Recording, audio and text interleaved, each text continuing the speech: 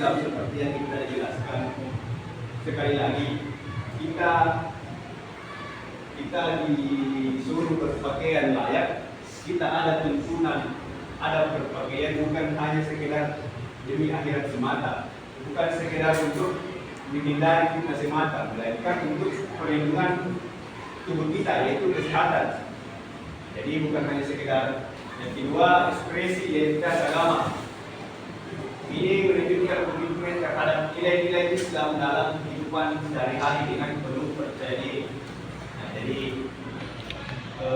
kenapa juga ada tuntunan kita untuk berpakaian, karena untuk menunjukkan bahwa kita ini adalah umat Islam, yang dimana notabene umat Islam adalah berpakaian dengan sopan, menutup aurat dan sebagainya.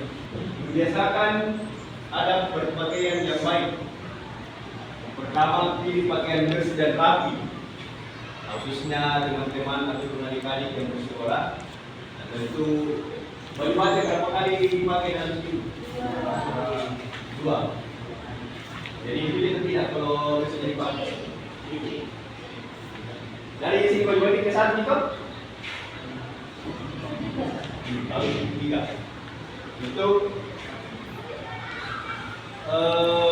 kebersihan kita terjaga ya. Jadi kalau semisal baju batik itu, baju olahraga ini dipakai dalam sepekan itu 2 sampai 3 kali, baiknya ya kita punya pakaian cadangan 1 Karena walaupun pakaian itu tetap masih harum, tapi yang namanya apa lagi namanya itu? Najis kan kita tidak tahu. Apalagi lagi kencing di WC.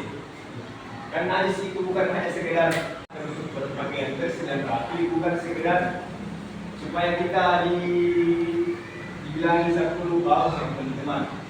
Tapi jadi dari itu untuk menghindari yang namanya najis dan tetap kesucian kita tetap terjaga.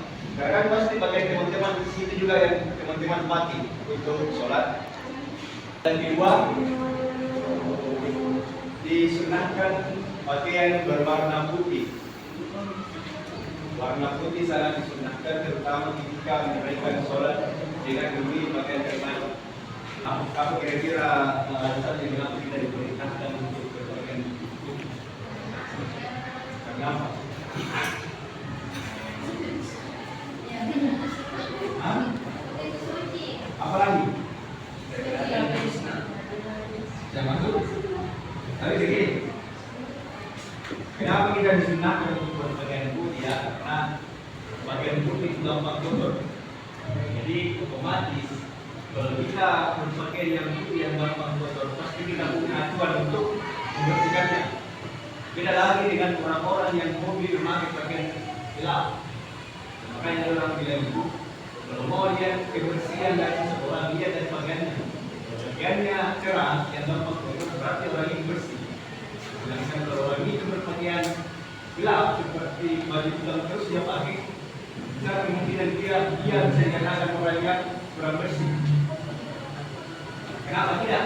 Kalau teman-teman mimpi baju yang hitam atau yang gelap pasti cuma sekedar di rendam, di data selesai. Padahal di orang yang banyak di dalam. Dan yang pakaian putih pasti kalau dicuci, rendam, sikat dan sebagainya.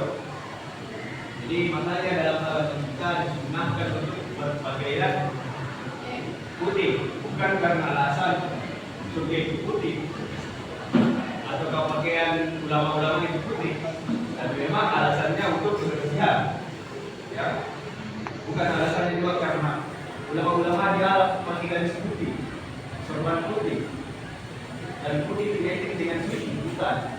Tapi karena pakaian putih itu kotor sehingga seseorang akan sering membersihkan pakaiannya. Paham sebagai itu?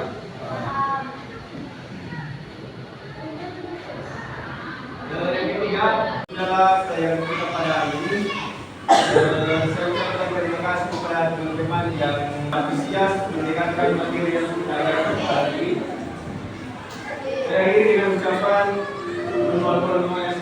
Assalamualaikum warahmatullahi wabarakatuh.